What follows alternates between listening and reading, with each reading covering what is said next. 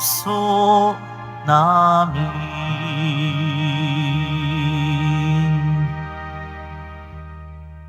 Sa ngalan ng Ama at ng Anak at ng Espiritu Santo, Amen. ang pagpapala ng ating Panginoong Hesukristo, ang pag-ibig ng Diyos Ama, at ang pakikipagkaisa ng Espiritu Santo naway sumain yung lahat. At sumayo din.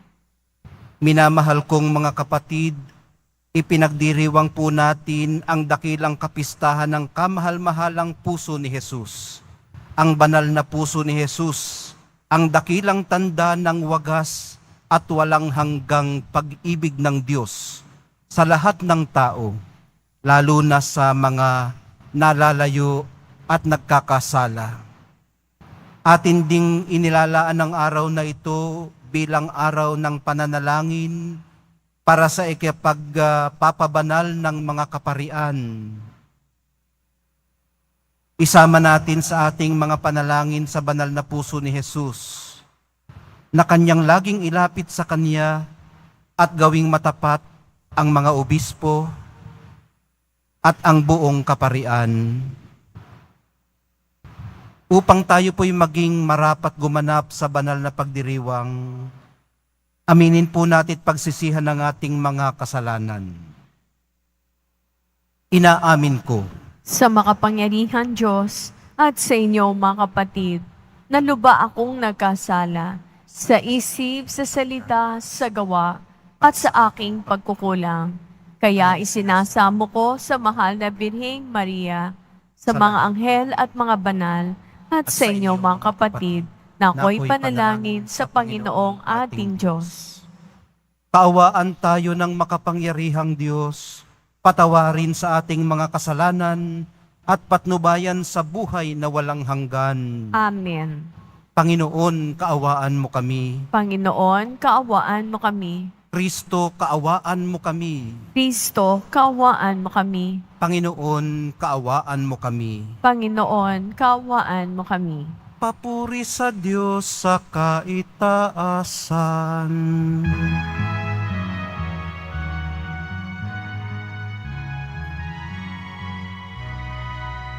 Papuri sa Diyos, papuri sa Diyos, sa kaitaasan, papuri sa Diyos, at sa lupa'y kapayapaan, sa mga taong kinalulugdan niya, pinupuri ka namin, dinarangal ka namin, sinasamba ka namin, ipinagpupuni ka namin.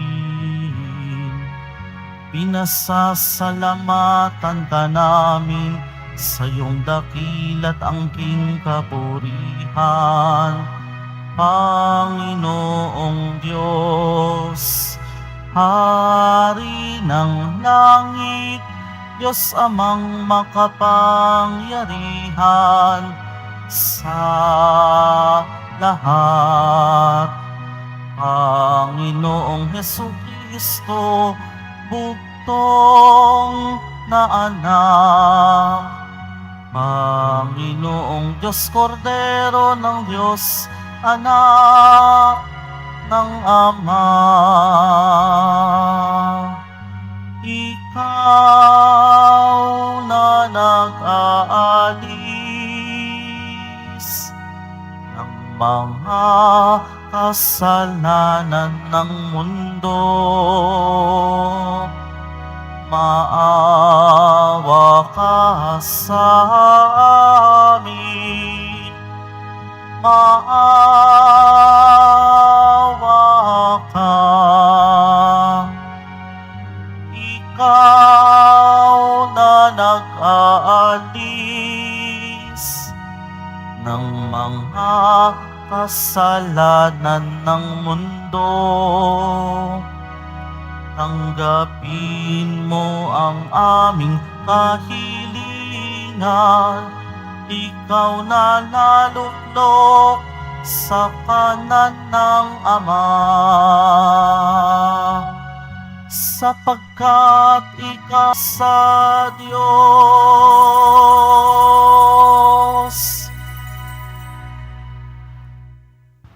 Manalangin tayo. Ama naming makapangyarihan, ipagkaloob mong sa pagpaparangal namin sa puso ng anak mong minamahal, ngayong ginugunita namin ang kanyang pag-ibig na aming pinakikinabangan, kami naway pagindapating madaluyan ng nag-uumapaw na batis ng mga biyayang iyong bigay sa pamamagitan ni Jesucristo, kasama ng Espiritu Santo, magpasawalang hanggan. Amen. Magsiupo ang lahat. Pagbasa mula sa aklat ni Propeta Oseas. Ito ang sinasabi ng Panginoon. Nang bata pa ang Israel, siya'y aking minahal na parang tunay na anak, at inilabas ko siya sa Ehipto. Ako ang nagturo kay Ephraim na lumakad. Hinalong ko siya, subalit hindi nila alam na ako ang nangangalaga sa kanila. Pinatnubayan ko sila ng buong pagmamalasakit at pagmamahal. Ang katulad ko'y isang nag-aalis ng busal sa kanilang bibig, at yumuko ako upang sila'y mapakain. Nagtatalo ang loob ko at nananaig sa aking puso ang malasakit at awa.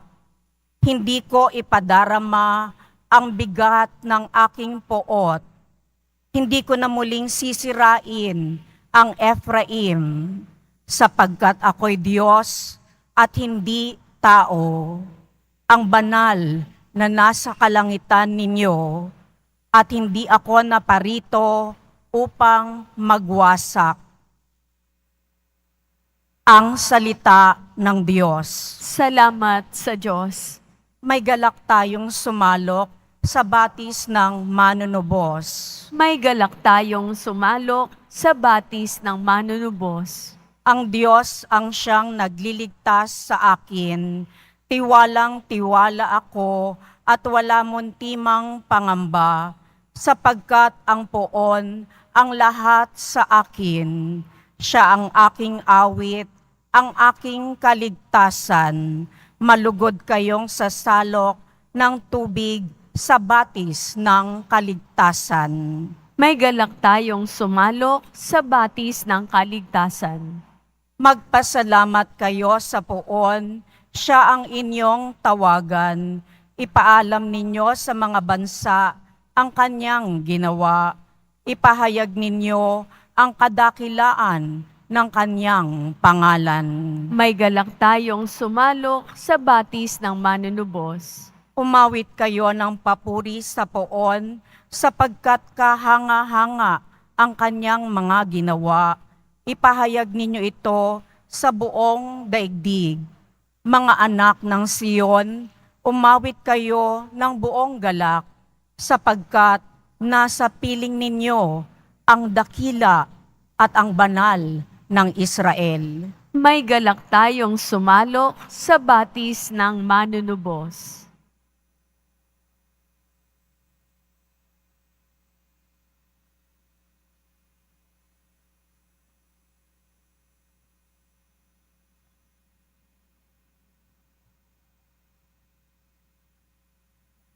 Pagbasa mula sa sulat ni Apostol San Pablo sa mga taga-Efeso. Mga kapatid, ako ang pinakahamak sa mga hinirang ng Diyos.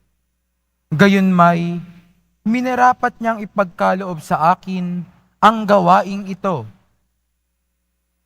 Ipahayag sa mga hintil ang mabuting balita tungkol sa masagana at di malirip na pagpatungkol sa nagbubuhay kay Kristo, at ipaliwanag sa lahat kung paano isasagawa ang lihim na panukala ng Diyos.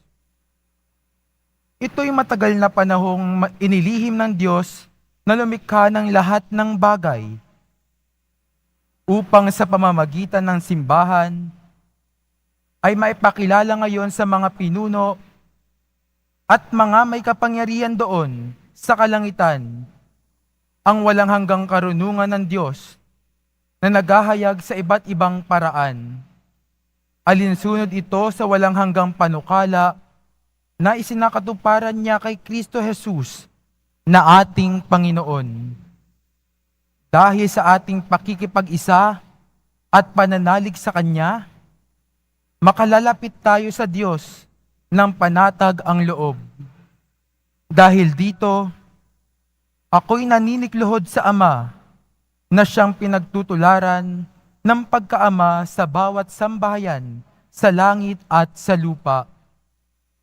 Hinihiling ko, ayon sa kanyang kayamanan at kadakilaan, na palakasin niya ang inyong buhay espiritual sa pamamagitan ng kanyang espiritu. Naway manahan si Kristo sa inyong puso sa pamamagitan ng inyong pananalig sa Kanya upang sa inyong pag-uugat at pagiging matatag sa pag-ibig. Maunawaan ninyo, kasama ng mga hinirang kung gaano kadakila ang pag-ibig ni Kristo at naway makilala ninyo ang di matingkalang pag-ibig na ito upang mapuspos kayo ng kapuspusan ng Diyos. Ang salita ng Diyos. Salamat sa Diyos. Magsitayong lahat.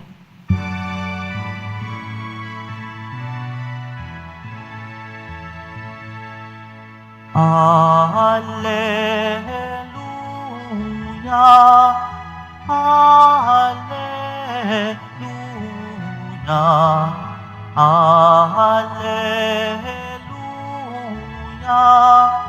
Alleluia.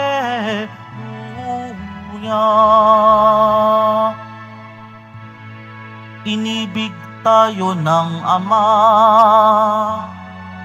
isinugo ang anak niya bilang panubos sa sala. Alleluia, Alleluia, Alleluia, Alleluia.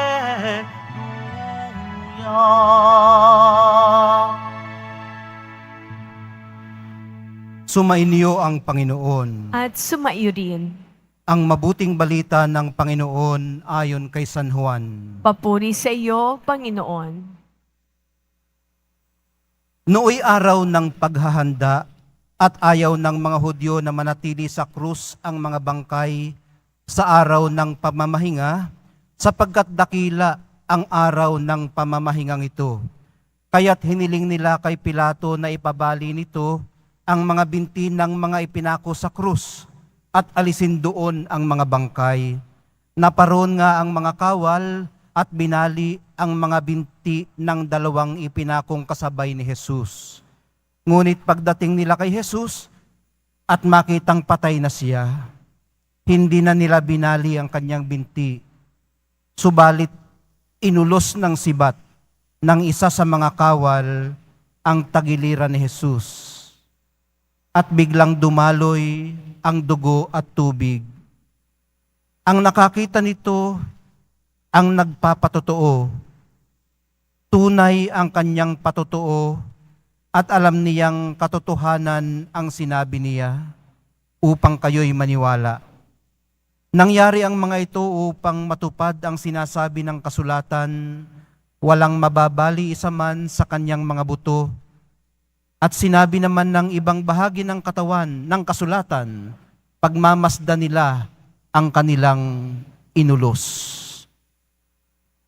Ang mabuting balita ng ating kaligtasan. Pinupuri ka namin, Panginoong Heso Kristo. Magsupon lahat.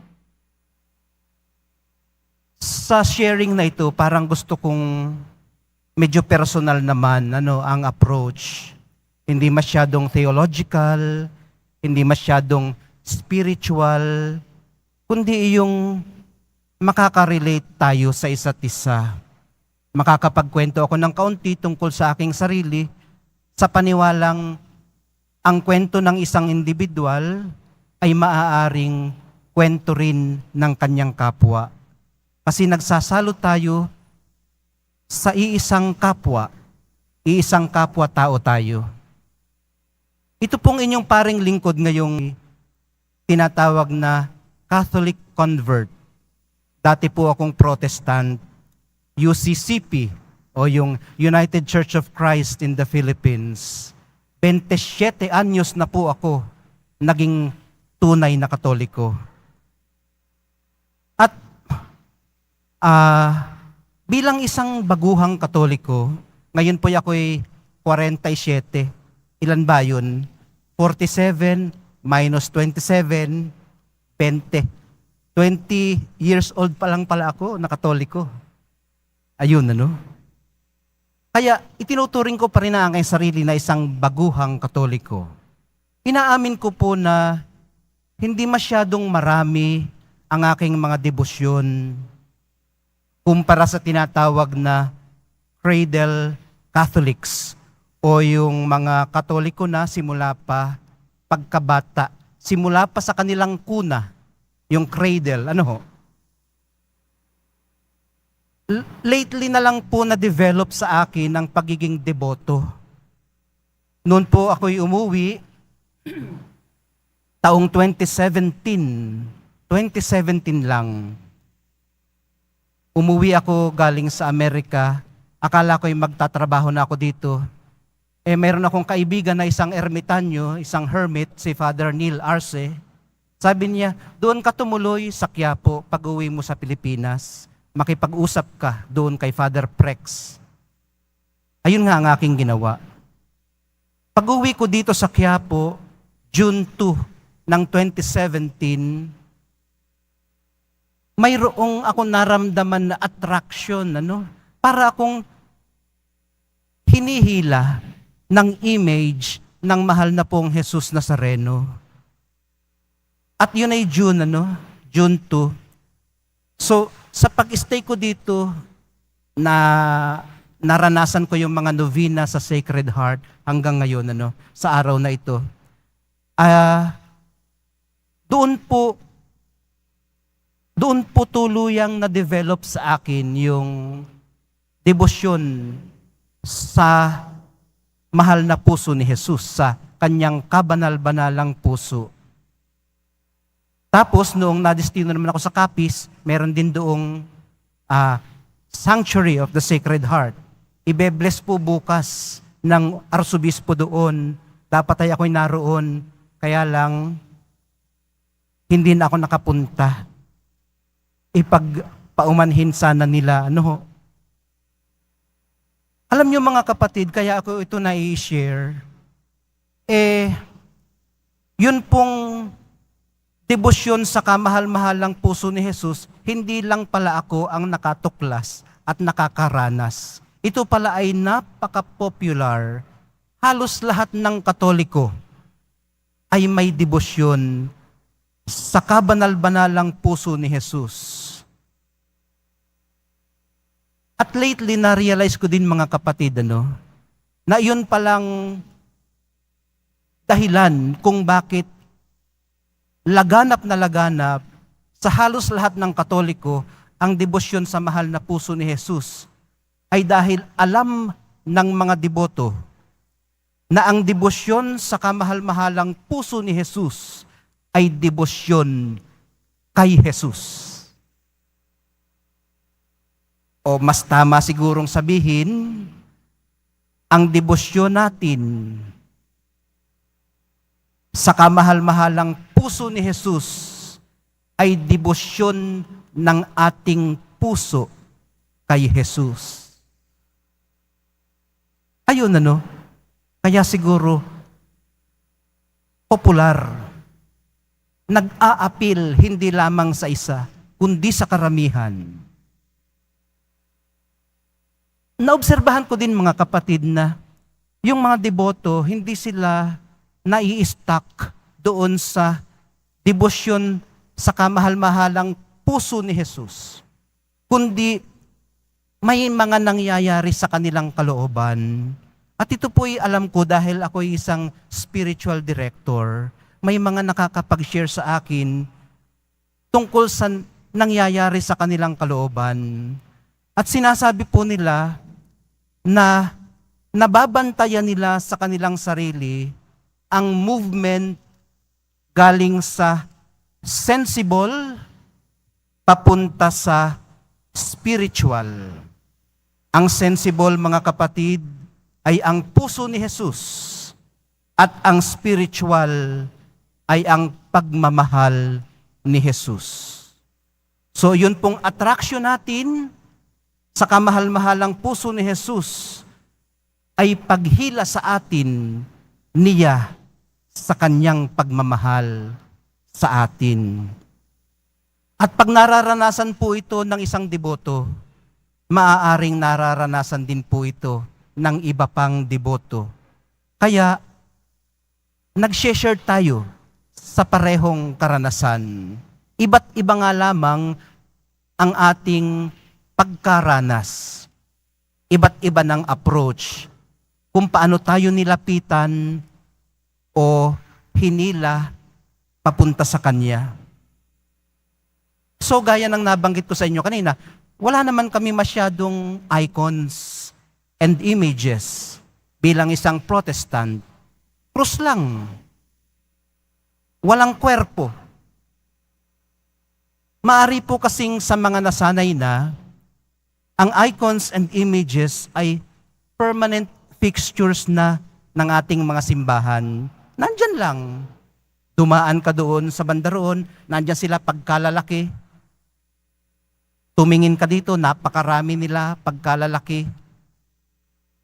Pero para sa isang baguhan, nag-a-appeal ito sa aking mga mata at sa aking kalooban. At saka, nakikita natin ang magandang ginagawa nito sa atin. Ano bang ginagawa na nakatayo lang naman? Kung hindi mo titingnan, paano mo mararamdaman ang kanilang presensya? Kahoy. Nariyan lang.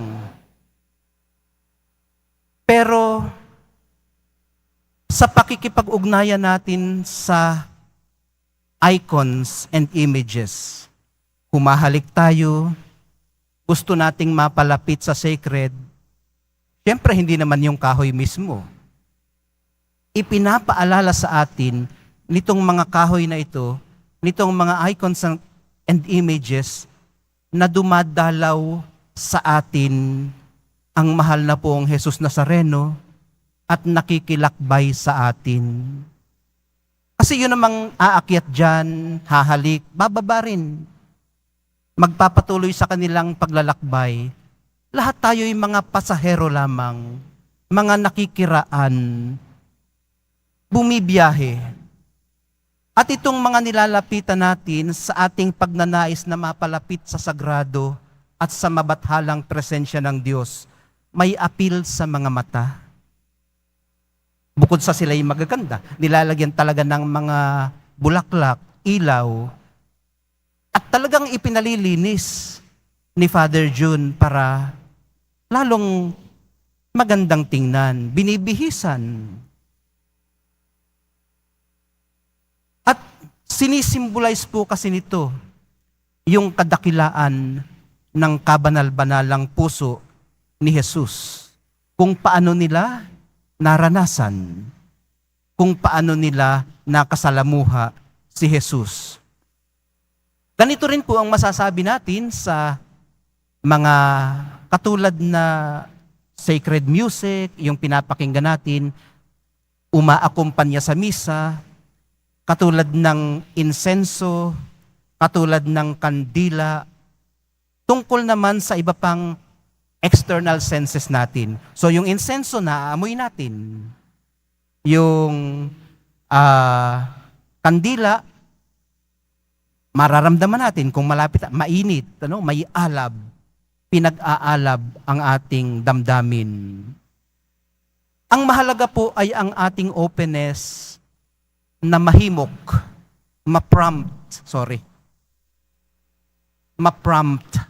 ng mga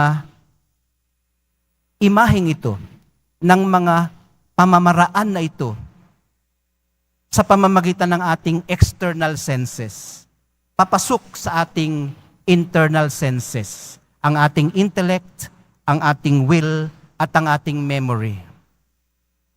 Ngayon mga kapatid, iiwan naman natin sa Espiritong Banal kung paano natin makikita ang ating sarili sa ganitong mga sitwasyon. Magpapatulong tayo sa Kanya na maka-make sense tayo kung paano tayo nakaupo, nakatayo, nakaluhod sa Kanyang presensya. At haba pong hinahayaan natin ang banal na Espiritu na magtrabaho sa atin, ginagawa naman natin ang ating bahagi para i-dispose ang ating sarili sa pagtanggap ng Kanyang grasya. Paano po ba dinidispose ang sarili sa pagtanggap ng grasya? Sa pamamagitan po ng nabanggit na natin kanina na simpleng pagtingin at pagninilay sa imahe ng kabanal-banalang puso ni Jesus. O yun pong tinatawag natin na long, loving look. At sa pamamagitan din po ng pakikinig sa Espiritu Santo. Dahil kung makikinig po tayong mabuti, maaari din po nating kilatisin ang tawag ng paglilingkod katulad ni Margaret Mary ng Alakok. Tayo man po ay maaaring tumugon sa tawag ng pagsasabuhay ng ating debosyon sa kamahal-mahalang puso ni Jesus. Hindi man po nabibigyan ng pagkakataon ng lahat na maging mga dakilang martir ng ating pananampalataya. Lahat po tayo ay may pagkakataon para i-practice yung pinakamaliliit na pwede nating magawa. Kung paano rin binibigyan tayo ng pagkakataon na isabuhay yung pinakamalalaking pwede nating magawa. Lahat tayo ay tinatawag sa gentleness, sa kahinahunan, sa humility, sa kapakumbabaan.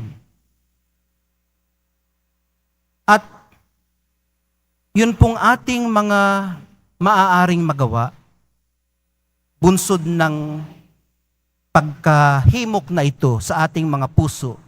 Kung tayo ay naawa, tumulong tayo, ito po ay itinuturing nating maliliit man o malalaking kontribusyon, maliliit man o malalaking kontribusyon sa walang hanggang paghahari ng Diyos dito pa lang, ngayon pa lang, bilang preview.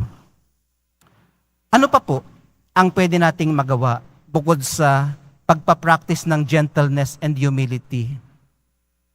Pag binabato po tayo ng masasakit na salita, gaya halimbawa ng ginawa sa mahal na poong Jesus Nazareno doon sa Golgota, gumawa na nga siya ng maraming mabubuting bagay, nagpagaling sa mga may sakit, nagpalayas ng mga demonyo, pinagbintangan pa siya ng kung ano-anong mga pangalan. Tinawag siya, pinansagan, tinuya. Pag tayo po'y nakakatanggap ng mga ganito, pwede po nating isabuhay ang ginawa ng kakambal ng puso ng kamahal-mahalan, mahal na pong Jesus Nazareno, na bukas natin ipagdiriwang ang puso naman ng mahal na ina, Immaculate Heart of Mary. Matatag siyang tumindig sa tabi ng krus. Hindi nagsukli, hindi gumanti ng galit sa tinanggap niyang galit. Hindi nagbalik ng suklam sa naobserbahan niyang suklam na ibinato sa kanyang anak, kundi kanyang isinaloob ang lahat ng ito. Mga kapatid, ang naiiwang paghikayat sa atin ng mahal na puso ni Jesus, ng kamahal-mahalang puso ni Jesus ay ang paglapit sa Kanya. Lumapit tayo sa Kanya sapagkat sinabi niyang, "Come to me and learn from me, for I am gentle and humble of heart." Sa atin pong pakikisalamuha sa kapwa, lingwahe nawa ng Kanyang mahal na puso ang mamutawi sa ating mga labi. Tumibok nawa ang ating mga puso kasabay ng tibok ng puso ni Jesus. Ang lingwahe po kasi ng pagmamahal ay lingwahe ng tunay, malalim at totohanang debosyon kay Jesus. Lahat tayo'y tinatawag na salitain ang lingwaheng ito ng pagmamahalan. At gawin ito ng mabuti. Sa pamamagitan natin, hari nawang makauwi din ang iba, makapanahan, makapanganlong sa kamahal-mahalang puso ni Jesus, na siyang pinagmumulan, daluyan, at hantungan ng pag-ibig at kapayapaan.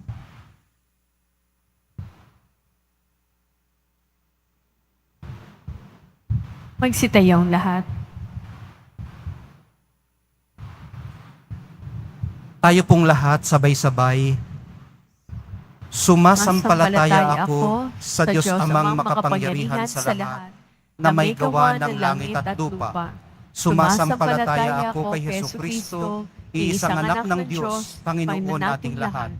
Nagkatawang tao siya na lang ng Espiritu Santo, ipinanganak ni Santa Mariang Birhen, pinagpakasakit ni Poncio Pilato, ipinako sa krus na matay nilibing, nanaog sa kinaroroonan ng mga yumao, nang may katlong araw na buhay na maguli, umakyat sa langit, naluluklok sa kanan ng Diyos Amang makapangyarihan sa lahat. Doon magmumulang paririto at hukom sa nangabubuhay at nangamatay na tao. Sumasampalataya naman ako sa Diyos Espiritu Santo, sa banal na simbahang katolika, sa kasamahan ng mga banal, sa kapatawaran ng mga kasalanan, sa pagkabuhay na muli ng nangamatay na tao, at sa buhay na walang hanggan. Amen. Minamahal kong mga kapatid, makatatawag tayo sa ating Ama ng may pagtitiwala, sapagkat binuksan niya sa atin ang kanyang puso dahil kay Kristo. Sa bawat pagtawag ang atin pong itutugon, punuin mo kami ng iyong pag-ibig, Panginoon. Punuin mo kami ng iyong pag-ibig, Panginoon. Ang simbahan, naway maging kapanipaniwalang tanda at kasangapan ng pag-ibig ng Diyos. Manalangin tayo. Punuin mo kami ng iyong pag-ibig, Panginoon. Ang mga mag-anak, naway mamuhay ng mayroong tunay na pagmamahalan at pagkakaunawaan. Manalangin tayo. Punuin mo kami ng iyong pag-ibig, Panginoon. Ang mga nahihirapan at nabibigatan sa mga pasanin sa buhay, naway makatagpo ng ginhawa sa mapagbigay na puso ng ating tagapagligtas. Manalangin tayo. Punuin mo kami ng iyong pag-ibig, Panginoon. Ang mga may sakit, naway makilala ang pag-ibig ni Kristo sa kanilang pakikisa sa paghihirap ni Jesus. Manalangin tayo. Punuin mo kami ng iyong pag-ibig, Panginoon. Ang mga yumao, naway makatagpo ng walang hanggang kagalakan sa puso ni Kristo. Manalangin tayo. Punuin mo kami ng iyong pag-ibig, Panginoon. Sa kaunting sandali ng katahimikan, idulog po natin sa Ama ang ating mga personal na intensyon.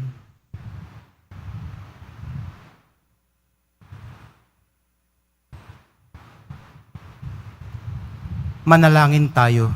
Punuin mo kami ng iyong pag-ibig, Panginoon. Ama naming mahabagin, tanggapin mo ang mga panalangin ito na iniaalay namin, kaysa ng tinusok ng sibat na puso ng iyong mahal na anak, na nabubuhay at naghahari, magpasawalang hanggan. Amen. Magsupo ang lahat.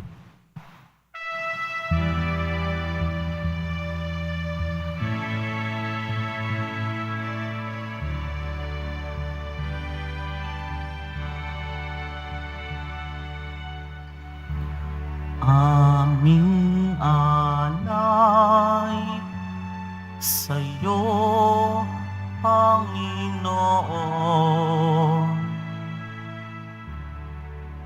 Ang tinapay at alak na iyong kaloob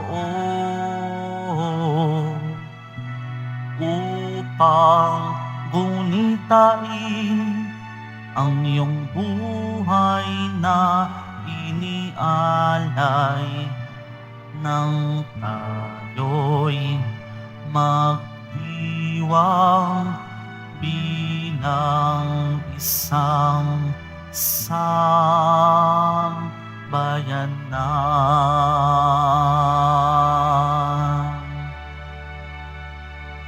Magsitayo ang lahat. Manalangin po kayo mga kapatid upang itong ating paghahaay kalugdan ng Diyos Amang makapangyarihan. Tanggapin nawa ng Panginoon ito paghahain sa iyong mga kamay, sa kapurihan niya at karangalan, sa ating kapakinabangan at sa buong sambayanan niyang banal. Ama naming lumikha, tunghayan mo ang di malirip na pag-ibig ng anak mong pinakamamahal, upang sa ikapagpapatawad ng aming mga kasalanan, ang inihahain namin ay maging kalugod-lugod na mga alay sa pamamagitan ni Hesukristo, kasama ng Espiritu Santo, magpasawalang hanggan. Amen. Sumainyo ang Panginoon. At sumayo din. Itaas sa Diyos ang inyong puso at diwa. Inaasa namin sa Panginoon. Pasalamatan natin ang Panginoong ating Diyos. Marapat na siya ay pasalamatan. Ama naming makapangyarihan, tunay ngang marapat na ikaw ay aming pasalamatan sa pamamagitan ni Hesukristo na aming Panginoon. Dakilang pag-ibig niya ang nagbunsod na maghain ng sarili nang kami ay matubos. Kaya't itinampok siyang nakabayubay sa krus. Mula sa kanyang tagilirang sinibat, dugot tubig ay masaganang dumanak. Kaya't sambayanan mo'y dito nabanaag. Ito'y ang sangkatauhang naakit sa puso ng iyong anak na sumasagip sa mga dumudulog sa batis ng kanyang pag-ibig. Kaya kaisa ng mga anghel na nagsisiawit ng papuri sa iyo, nang walang humpay sa kalangitan, kami nagbubunyi sa iyong kadakilaan.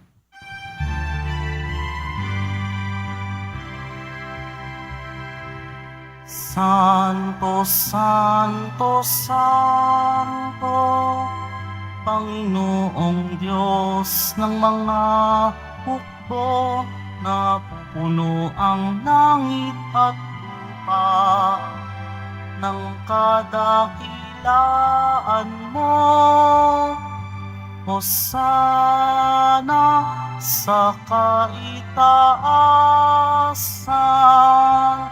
pinagpala ang naparirito sa ngalan ng Panginoon. Hosana sa kaitaasan. Magsilod ang lahat.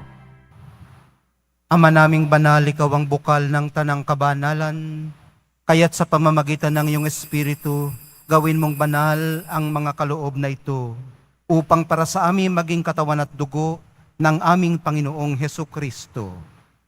Bago niya pinagtiis ang kusang loob na maging handog, hinawakan niya ang tinapay, pinasalamatan kaniya, pinaghati-hati niya iyon, iniabot sa kanyang mga alagad at sinabi, "Tanggapin ninyong lahat ito at kanin, ito ang aking katawan na ihahandog para sa inyo."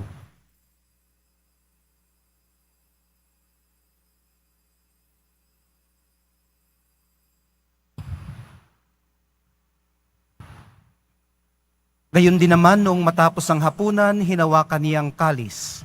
Muli kanyang pinasalamatan. Iniabot niya ang kalis sa kanyang mga alagad at sinabi, "Tanggapin ninyong lahat ito at inumin. Ito ang kalis ng aking dugo. Nang bago at walang hanggang tipan, ang aking dugo na ibubuhos para sa inyo at para sa lahat. Sa ikapagpapatawad ng mga kasalanan, gawin ninyo ito sa pag-alaala sa akin."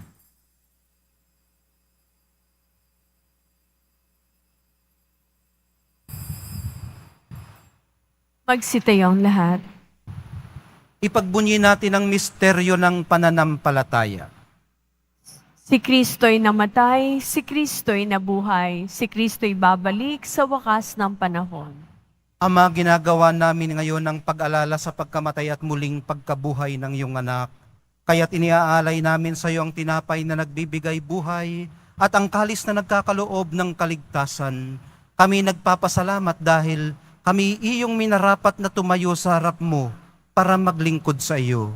Isinasamo naming kaming magsasalo-salo sa katawan at dugo ni Kristo ay mabuklod sa pagkakaisa sa pamamagitan ng Espiritu Santo.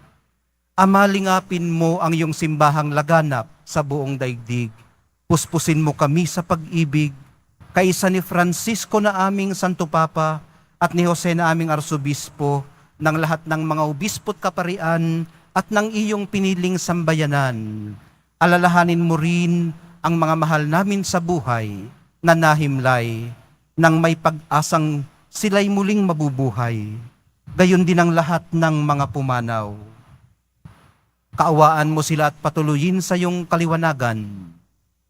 Kaawaan mo't pagindapatin kaming lahat na makasalo sa iyong buhay na walang wakas. Kaisa ng mahal na Birheng Maria na ina ng Diyos, ng kabiyak ng puso niyang si San Jose, kaisa ng mga apostol, ni San Juan Bautista, at ng lahat ng mga banal na namuhay dito sa daigdig ng kalugod-lugod sa iyo, maipagdiwang nawa namin ang pagpupuri sa ikararangal mo sa pamamagitan ng iyong anak na aming Panginoong Hesukristo. Sa pamamagitan ni Kristo, kasama niya at sa Kanya, ang lahat ng parangal at papuri ay sa iyo, Diyos Amang makapangyarihan, kasama ng Espiritu Santo, magpasawalang hanggan.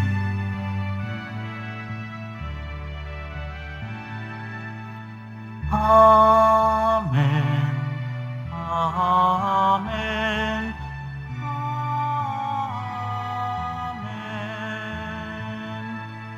Amen. Amen.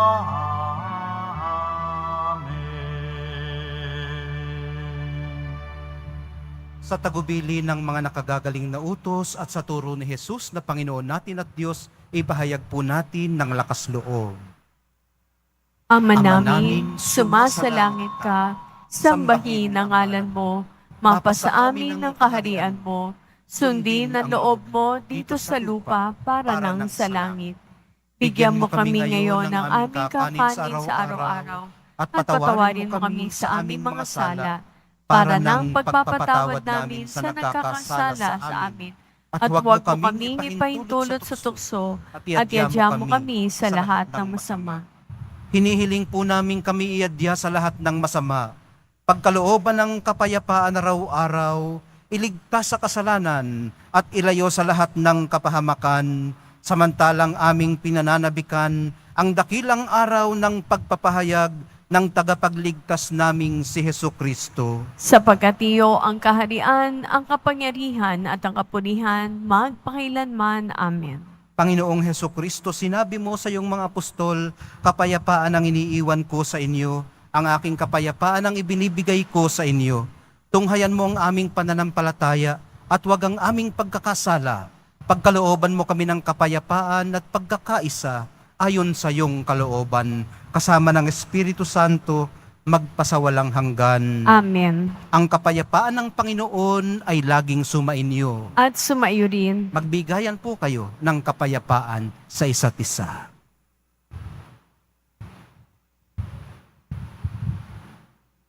Kordero ng Diyos na nag-aalis ng mga kasalanan ng sanlibutan, maawa ka sa amin. Kordero ng Diyos na nag-aalis ng mga kasalanan ng sanlibutan, maawa ka sa amin. Kordero ng Diyos na nag-aalis ng mga kasalanan ng sanlibutan, ipagkaloob mo sa amin ang kapayapaan. Magsiludan lahat.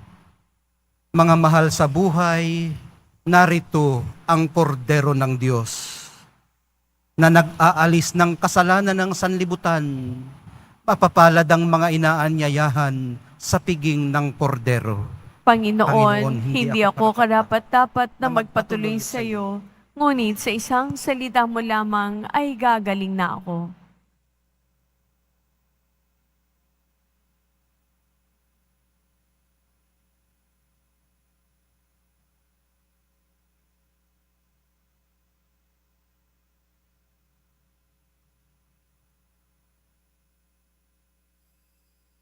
Para sa lahat ng tatanggap ng banal na komunyon, sasagot po tayo ng amen. Pagkasabi ng pari o lay minister ng katawan ni Kristo at isubogad sa bibig bago mali sa harapan ng pari o lay minister. Sumunod po tayo.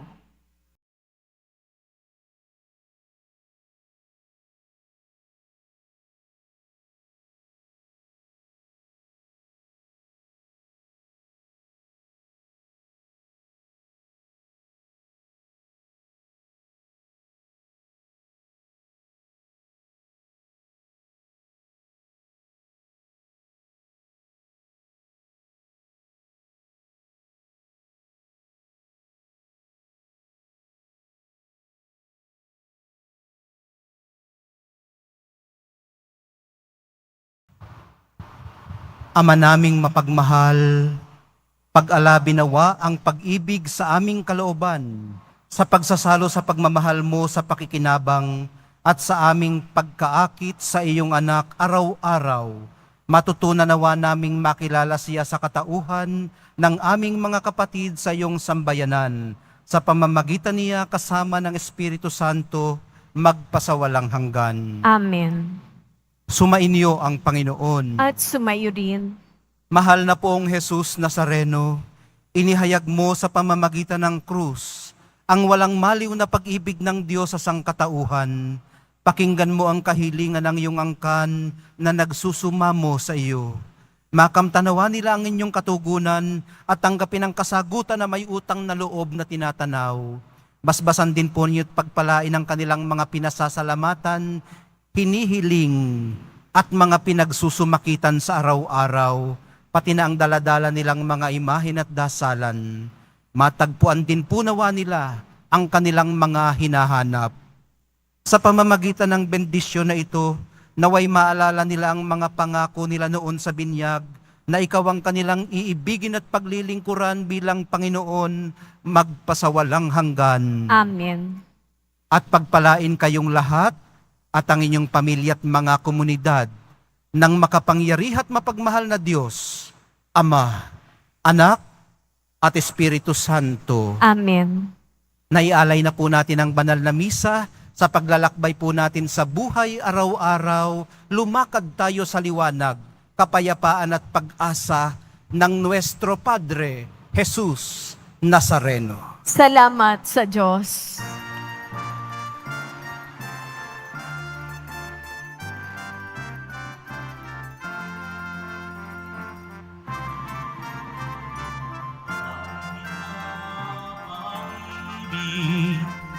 O mahal na puso, ang bayang Pilipino, alay sa puso mo.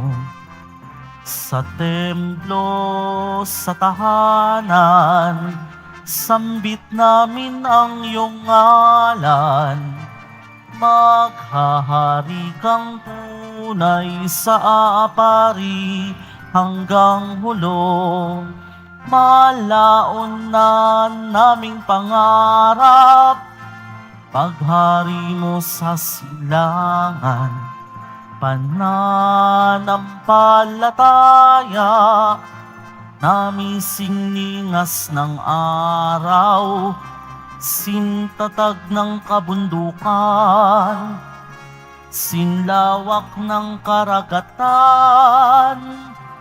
kailan may di pabibihag, bayan mo sa kasalanan. Tanghal sa tanang dako, ang banal mong sagisag, ang sumpa ng karimlan, di magtatagumpay.